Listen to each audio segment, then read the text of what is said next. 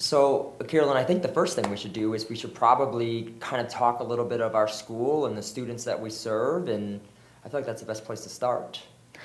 Well, typically we have between 290 to 300 students every year. That is grades 7 through 12, small numbers, but good numbers to work with. Yeah. 70% or 75% of our students are on free and reduced lunches, so it's a high poverty area, high needs area. The other thing is we have about 10% minority. So those are the main demographics that we deal with on a daily basis with everything that goes on. And we're pretty rural. Absolutely. It's definitely not an urban area. Cherry Valley has about, what, 700 and some people? Maybe. And then we bus in from other places, but it's definitely rural, surrounded by bean fields at times and cornfields at times, but the nearest city is a pretty 30 miles away. There is no industry, so no job market. So all of our people from this, we have about 300 square miles in our district, and all of these people drive somewhere else unless they work in agri-related, but that's not very many people anymore that work in farm or you drive else. For a job. I'm Carolyn Wilson, superintendent at Cross County. And you know me, since you're my boss. I'm Matt Swenson, and we I guess get the opportunity to interview each other. I'm also from Arkansas. As you know, I live in Jonesboro now, but work at Cross County High School in Cherry Valley, Arkansas. Okay. So here we go. You ready to interview each other? And we really didn't tell that we are Cross County High School, a new tech school. That's right. Which is a tremendous change from traditional education in Arkansas. We started the New Tech Network 1 year before I came to the school, and I'm interested of, why did you decide as, at the time you were assistant superintendent, but now staying with it as superintendent, why did you decide to do New Tech? I'm really interested in the thinking that went behind it. We did a lot of things before we started on building a vision for our school, and we had community meetings, we had school meetings, we met with students, we met with everybody. What do we want our kids to know when they graduate?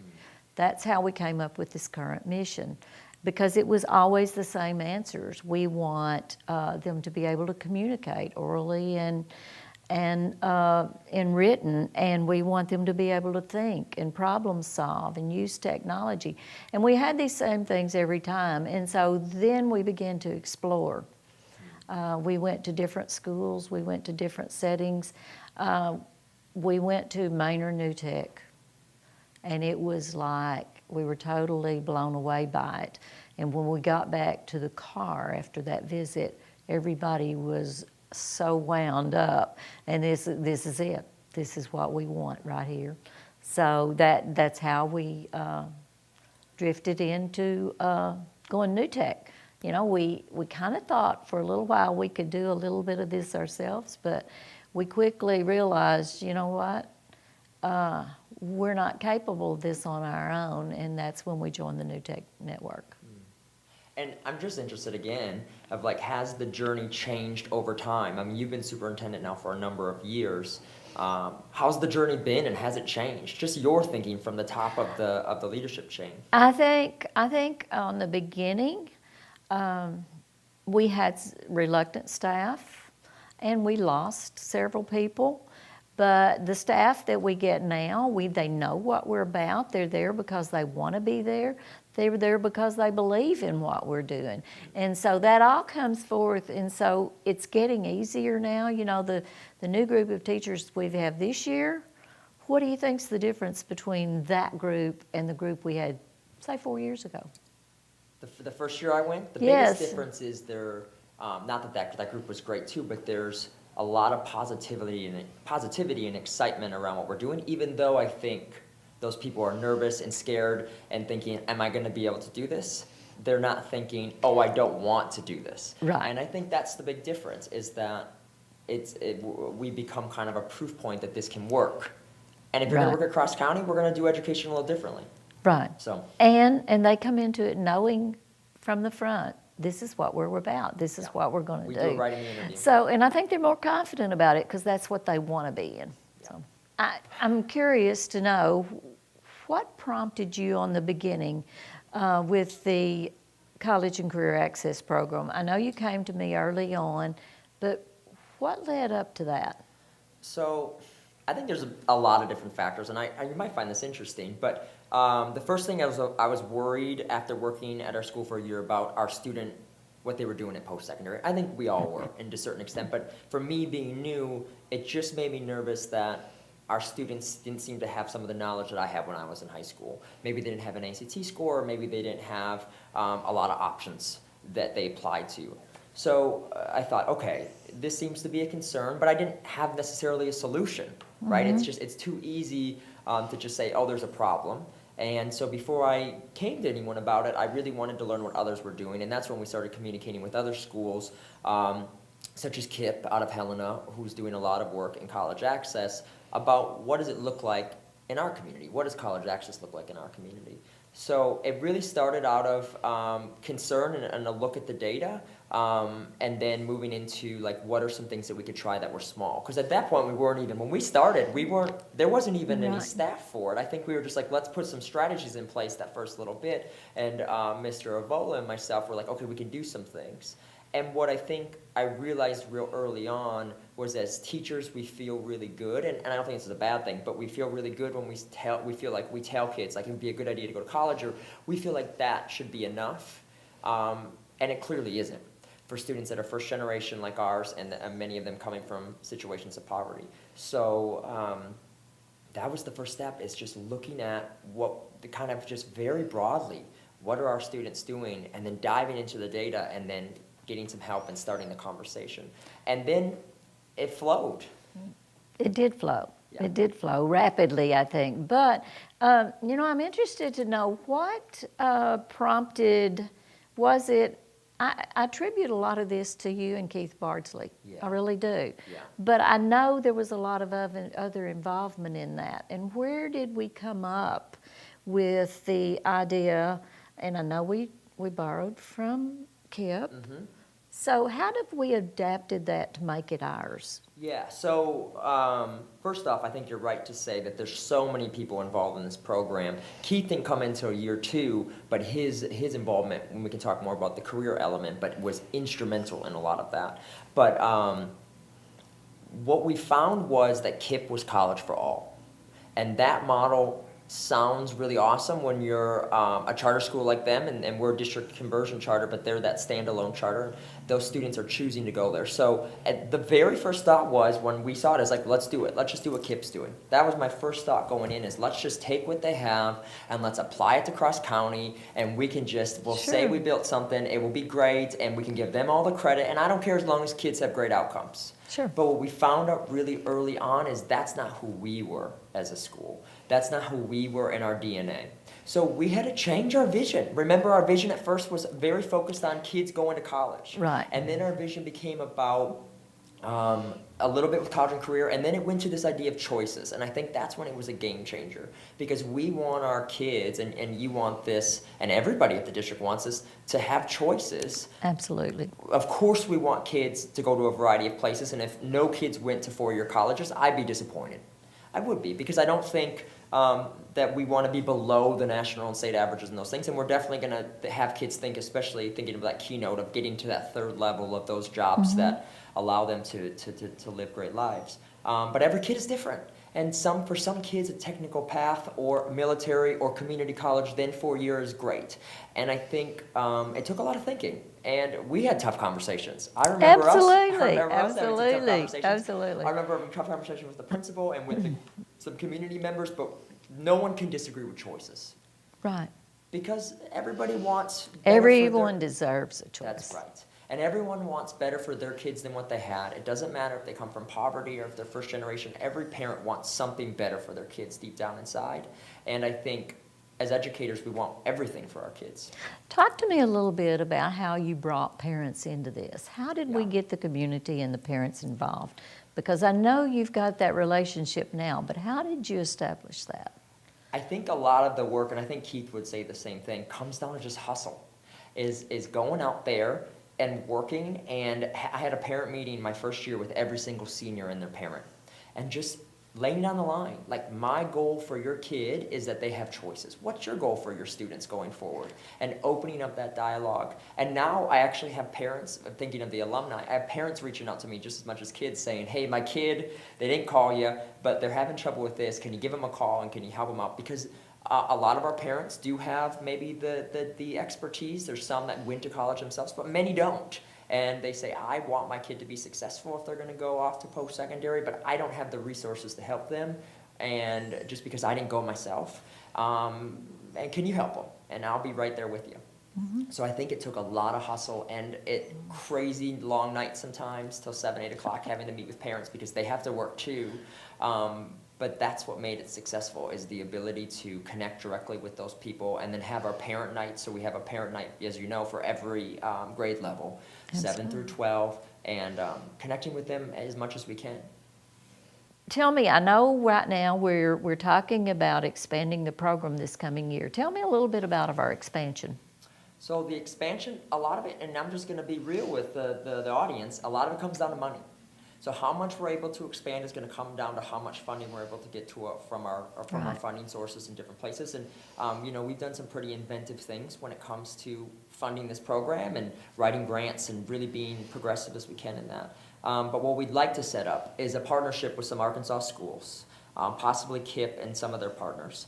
And the biggest component is going to be adding alumni zones, so that there will be a person, hopefully splitting the state in 3 or 4, a person for every region that's visiting those colleges, that's working with those kids. Because what the research is showing, and what I'm just reading over and over again, is these little nudges are the difference between dropouts and graduates. And staying there. Yep. And they're not big things. They're not staying at their dorms. They're not taking them out to dinner. What they're doing is just, hey, I don't know what I can do about this failing class. Right. I don't know what resources are available. And to be 100% honest, some colleges are doing well, and some are doing really poorly when it comes to working with these students.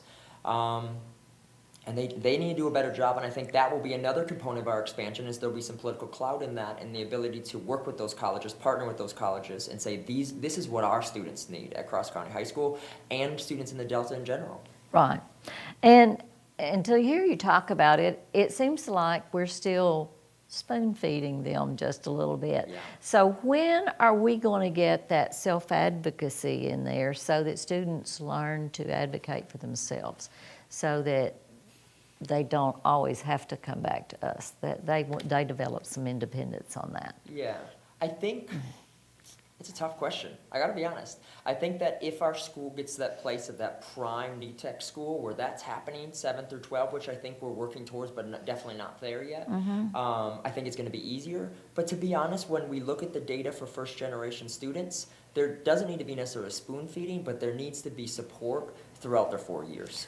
So there are programs across the country which are taking the top 10% of kids and putting them in really great colleges. And what they're finding is, without the support, it doesn't matter how smart you are, because it's those social capital resources that they need. Right. And what we're doing is totally different, because we're taking every kid and finding a path. And that makes it even more challenging. So I don't know. I would disagree that we're spoon feeding. I would say that we're trying to support, and that the self-advocacy piece does need to come. But it sometimes, I remember being 19 in college and not being the best self-advocate sometimes too, until I really got my butt kicked one time, and then it happens. But I also had parents and all the different things that were really supportive. I foresee that growing, because inside our school, our students speak up for themselves. I mean, I have students come to my office fairly often on, can we do this, or why can't we do this? And they come in with some good arguments. So I think they're getting there, but it's out of their comfort zone when we send them off to school. And that's part of what we've tried to do with our college visits, to be honest, because what we don't want our students to feel like is when they get to a college campus or technical campus or whatever it is, because when we define college, we're talking about technical community college, 4-year college. We don't want them to feel like they're the other or they're out of place. Right. We want them to have so much experience with being in these places that they are like, no, I know, I'll show you. Like, they're the ones showing around. Right. And that's going to be part of the expansion too, is finding better ways for these bridge programs that have been super successful, getting more of our kids in those, which are these programs that are 5 weeks long in the summer. They're the first ones on the campus. Right. They get some credit, and they also are the experts on the campus when all the new freshmen come in and they're scared out of their minds. So, yeah, I think you're right. I think the self-advocate piece is going to keep going, but we're going to keep putting pieces in place to incentivize colleges to add more support.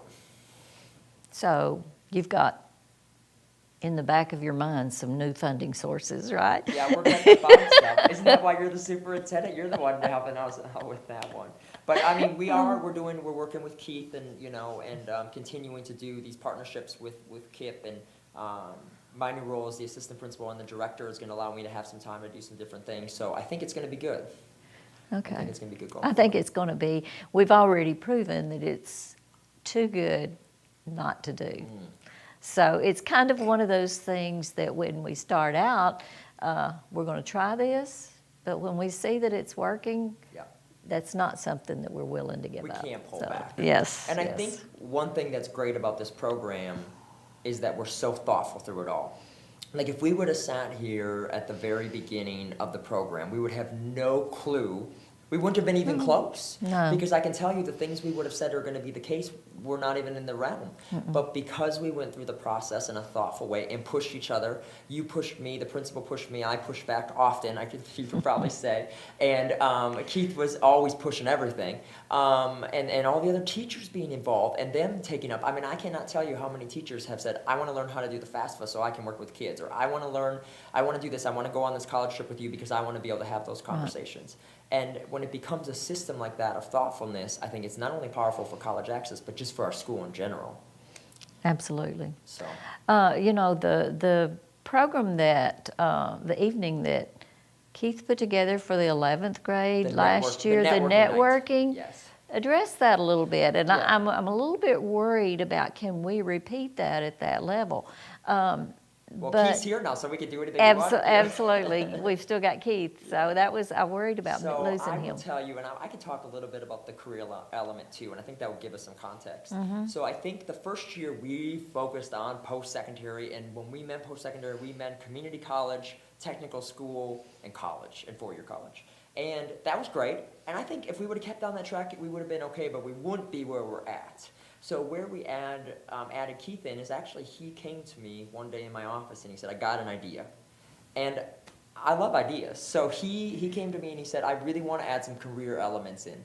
So that conversation started, and his idea, and this is what's so cool about this too, his idea was to do a completely new career program. So it'd be a college program and a career program.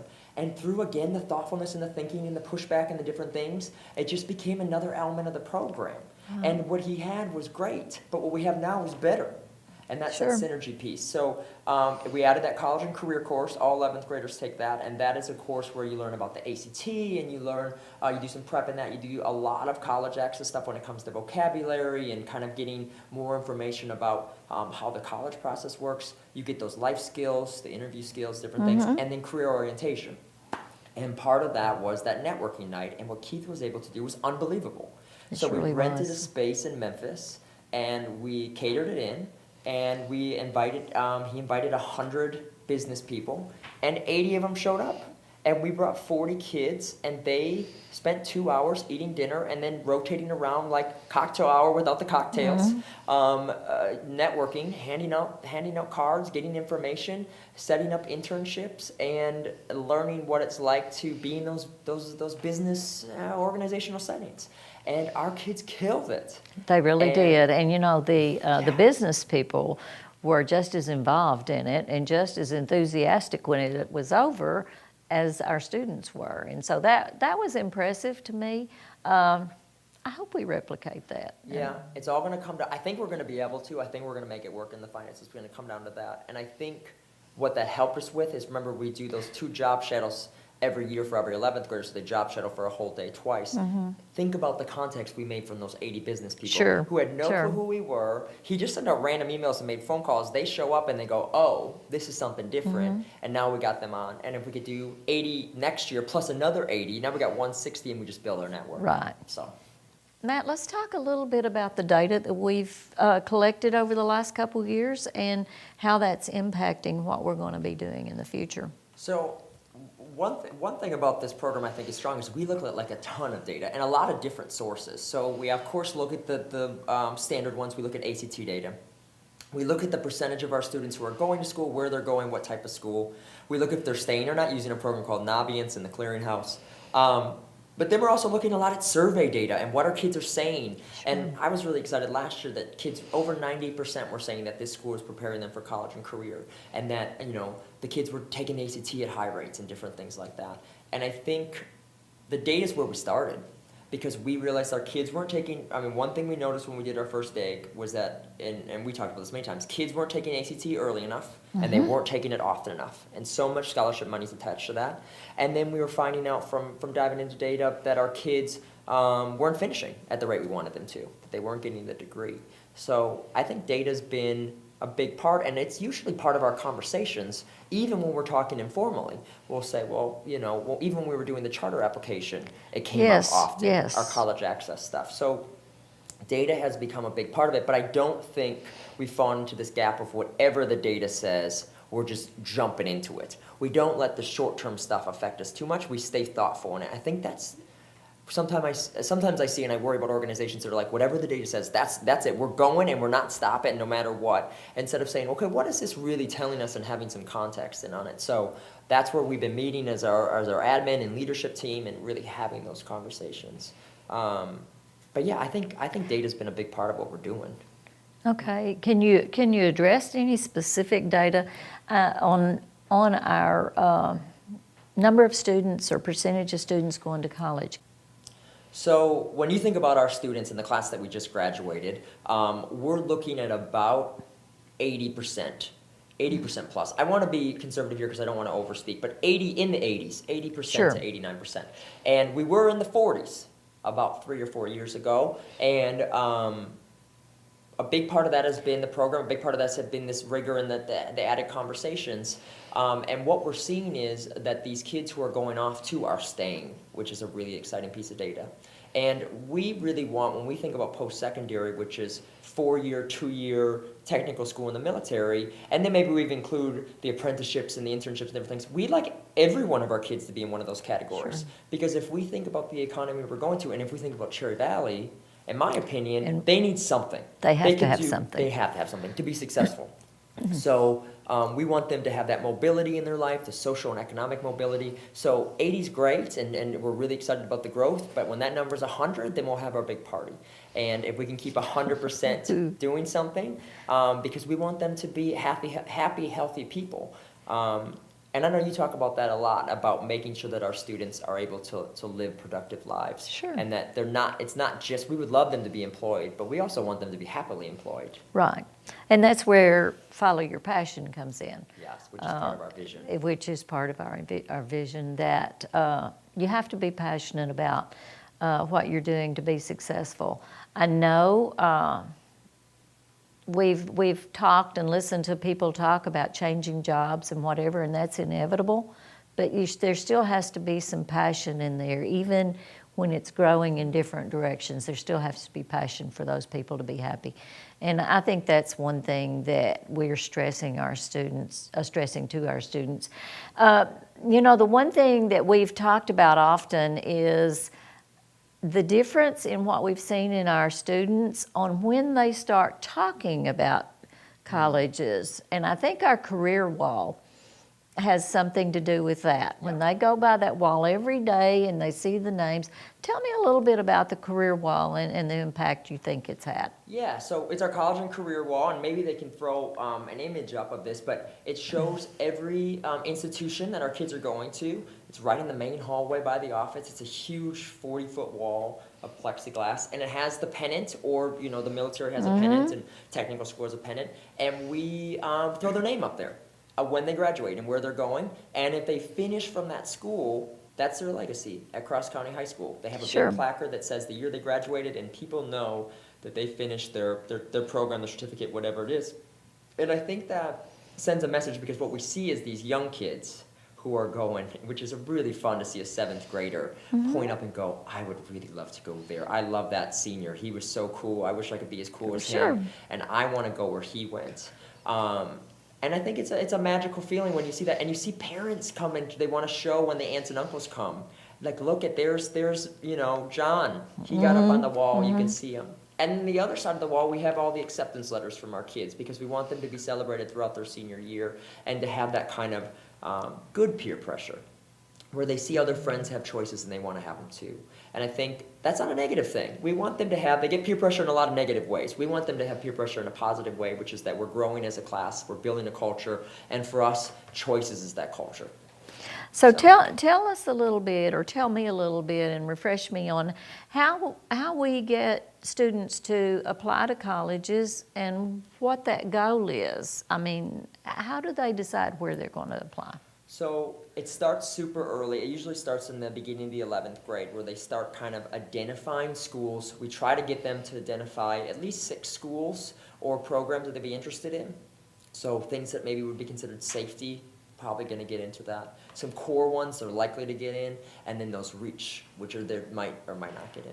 And for every student, it's totally different. You know, for some students, a core might be a community college, and that's great. For some, a reach might be an Ivy League. It really depends on the student. And we start with that conversation, and we get the parents involved, and we have them change, and we have them look at the data of the school, which I think is important.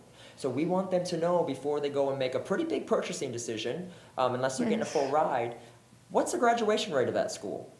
Are they graduating 10% or 90% of students after they start? Sure. What is the cost going to be for me relatively? Because I think it's important that we give the students the financial literacy part. What programs do they offer? Does it even have the architecture program I want to do or the art program I want to do? Because sometimes kids, there was some data that came out or some research that came out, kids pick based on football teams more than anything else. Sure, the number I know, one choice. I know. But what if that great football team school doesn't have the program you want to do? Doesn't make a lot of sense. And then also, how strong is your department? Have you been able to visit that school? And then we run those trips in the senior year for those kids that are kind of on the fence. We'll say, let's take a van and let's take them down to see, a school that they haven't seen. We can't do that for everybody, but we try to do as much as we can.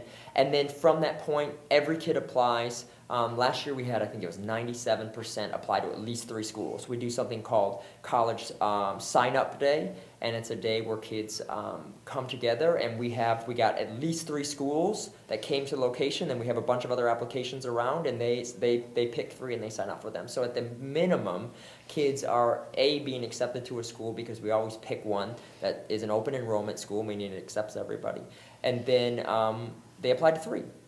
So that's kind of their foot in the water thing. We do that in October so that they have plenty of time then to apply to a bunch of other schools. And then we hold kids kind of to their list and say, have you applied to this one? It was on your list. And we work with them on fee waivers and all these different things. And we deal with problems as they come up. But our goal is, going forward, we had 3 this year. It'd be great if we get kids to apply to 5 things. And technical programs and the military and the whole thing, whatever they are interested in, we want them to have those choices. So that will be maybe something we're pushing towards. Well, I know last year we had a couple that was sort of competing to see how many acceptance letters they got. Yeah, I think one had like 15. I'm not sure. I know. So they're getting obsessed with it. What about, and one thing that concerned me at the end of last year is I know we had a student that was accepted to a school that she really wanted to go, but then when she looked into it, she couldn't financially do that. Are you addressing that up front, or how are we handling that? We're encouraging them to do this, but how do we handle? So we are upfront as possible with information, but to be honest, and I'm going to be real here for the cameras, colleges do an okay job at best of being real about this information. So how college admission works is that if I'm going to Harvard and you're going to Harvard, we're not paying the same price. Everybody pays a different price, and it's just like a car dealership that there's a sticker price, and that's hardly anybody ever pays the sticker price. So first off, that scares kids away when we think about public and private. So kids think that public is always cheaper than private, and that's not necessarily true. Right. If you're a high flyer who has great grades and a good ACT, and you're also socially or you're economically disadvantaged, or your family is, it can be cheaper to go to a Harvard than it can be to go to University of Arkansas.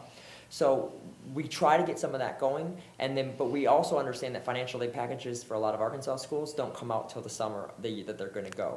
Right. So we have to use net calculators, and we have to work with kids, and we have to do a better job in the future, to be honest, of finding scholarships for kids, helping them find it, because we're a small community. I think if we were downtown Orlando here or downtown Chicago, we could probably have our kids apply to 100 scholarships that were local. Right. We maybe have 15. So we have to find a way to tap into some of that business, maybe out of Jonesboro, out of Memphis, that would be willing to help our kids get there. But the way the federal government has it set up right now is they say you're going to make an investment. At the very least, you're taking out some of those federal loans if you're not getting a full ride. Right. And that's hard sometimes to have conversations with parents who worry and hear on the news about college debt. And we're worried about too, but we want kids to make smart long-term choices based on research, not just based on what they, the fears that might be going on. So we work with parents and work with kids often, and we try to make the package the best that we can, and work with colleges. I think the idea that we're exploring right now with forming partnerships with other schools, and universities and colleges, to use leverage to do partnerships with universities and colleges might be our next step in finding a place for our students. Yeah, I think there's political power when you're talking to maybe the head of admissions or a vice chancellor, whoever it is, when you've got 5 schools or 7 That's schools yes. instead of just one small rural school that graduates 50 kids a year. So I think that's going to come into play, but we've been able to build a partnership with U of A and Arkansas Tech just based on our ideas. Now let's see what happens when we have a bunch of people in the room. Mm-hmm. So. Matt, what about the equity issue at Cross County High School? I know we have barriers that we have to cross. So tell me a little bit about the equity issues that we address. It's kind of interesting that you asked that, because I've been thinking about this a lot, about this idea of equity and opportunity. And there was a great podcast that was just done by, who was it? It was Revisionist History, and he talks about this idea of social capitalization, that the job of a society is to the best of its ability, get everybody to their top level based on where they're at as people. And I think when we think about equity and we think about this program, that's what we're trying to do. We're saying that just because we're rural, and just because our kids are first generation, and just because our kids, for the most part, come from situations of poverty, should not be the indicator of where they land in 4 years. So I think it fits right into that. I think the whole program is about equity, because if we were in the wealthier part of Jonesboro, which there is a wealthier part of Jonesboro, the opportunity would be there. And we're trying to close that opportunity gap for our students by saying, okay, normally mom and dad would take them to see U of A. But our parents can't, it's not that they don't want to, it's that they're not able to. Sure. We're going to take them to U of A. Normally the parents would work with them on their FAFSA. It's a pretty normal thing for you to sit down and work on your FAFSA. Our parents maybe didn't work on it or didn't go to school or don't have the know-how. We're going to help them do that. So I think that's when I think about closing that gap, I think about it in that way. But I think before I even came to this school, we were closing the gap. We're one-to-one.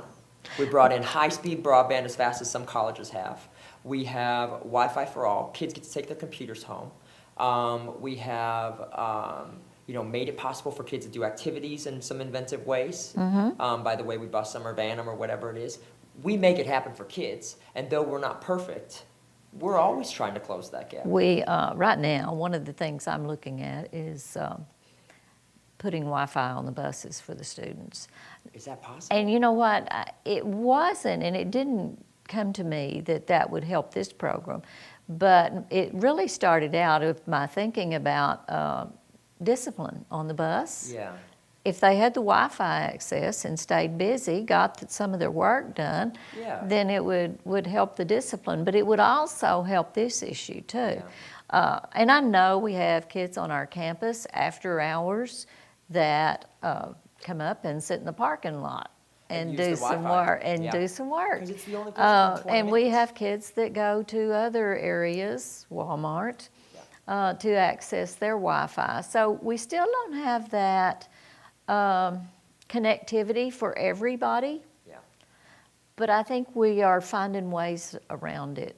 And in our area, who knows how long it might be before we get that connectivity to everybody. But I would like to think, and maybe I'm a dreamer, I would like to think that the kids that we're helping get into post-secondary experiences Will be the changers. one day be the leaders of our community, the community that we Sure. both love, and then bring the equity for all. We can't. We Right. probably won't be able to do it. I'm gonna be real. We're probably not gonna be the one, but they No. could be, and we could Absolutely. set them up for that.